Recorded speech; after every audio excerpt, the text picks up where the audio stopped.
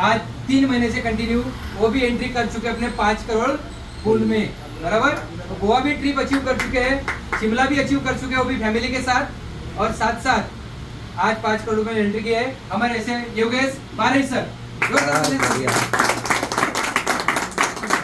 उनका स्वागत करने के लिए मैं एसएम नितिन सर, हमारे पोदार सर, और मैं खास बुलाना चाहूंगा हमारे योगेश समृद्ध सर के लिए, जोरदार तालियां सर के लिए भी, है ना। सर का स्वागत करेंगे।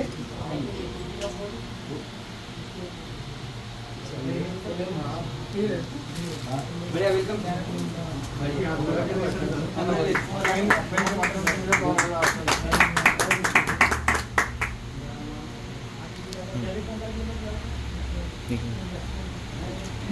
तो सर आपके 4 शब्द, 4 शब्द, 2 शब्द से नहीं होगा, आपके 4 शब्द, क्योंकि जामगढ़ सर की भी भरपाई आपको करनी है। Good morning. Good morning. काय म्हणतात, म्हणजे ऐकण्याची इच्छा आहे, मानसिकता आहे, कारण भरपूर जणांनी सांगितलं आहे आणि मोसम पण थोडासा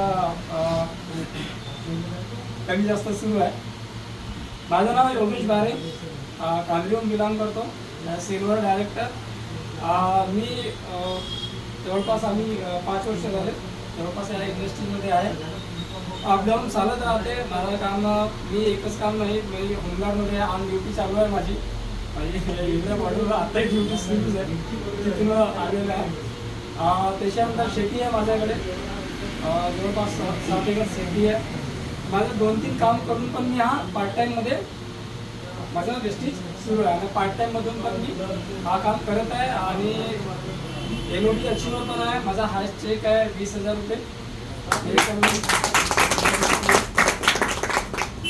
हां, सोच मी बाकी इतर काम करून पण मी विचार करू शकत नव्हतो, किंवा कोणाकडे पैसा असेल तरी विचार करू शकत नाही की मी गोव्याला जाईल विथ फॅमिली, बरोबर आहे।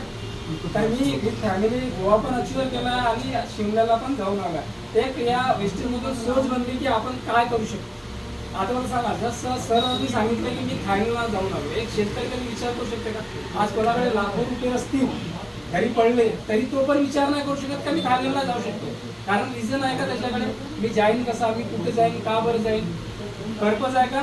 नाही आहे। पण या वेस्टर्नमध्ये एवढा जबरदस्त सिस्टम आहे आपला, आणि काही टेन्शन नाही की तिथे गेल्यावर मला खायचा कुठे आहे, राहायचा कुठे आहे, आणि आपण तशी लाईफ नॉर्मली आपण जगू शकत नाही। आज आपण अगर भंडाऱ्यामध्ये अगर हॉटेलमध्ये 1 दिवसाला राहायला गेला तर आपण विचार करतो की सर्वात स्वस्त कुठे आहे, बरोबर आहे।